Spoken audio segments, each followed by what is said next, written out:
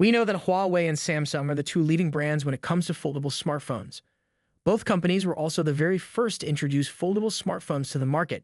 Particularly, if we talk about Samsung, it has dominated the global foldable smartphone market, including China, which is one of the largest smartphone markets in the world. However, it seems that Huawei is poised to overtake the South Korean firm in the foldable smartphone shipment race in the first quarter of 2024. Belrose Young on X recently shared a new report on the folding smartphone market in 2023. While Samsung has played a significant role in driving the growth of the foldable market, the report suggests that its market share will see a significant decline by the fourth quarter of 2023.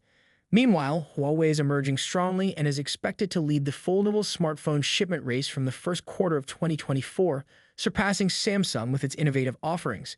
Essentially, Samsung's brand share could fall to 42% in the fourth quarter of 2023, primarily due to lower than expected sales for models like the Z Flip 5 and the Fold 5. On the other hand, Huawei and its sub-brand Honor are positioned to capture substantial market share in the fourth quarter of 2024, with an estimated leap of 21% and 19%, respectively. Rose, the source of this information, suggests that Huawei's commitment to the foldable market will be larger than Samsung's. Devices like the Mate X5 and the Flip Pocket models have already gained traction among consumers. Additionally, the joint venture between Chinese tech giants is set to introduce new 5G solutions to the smartphone market. The primary reason for Huawei's previously lower sales was the absence of 5G capabilities, which they have now addressed. The latest Huawei Mate X5 smartphones come equipped with a new Kirin 9000's chipset featuring 5G support.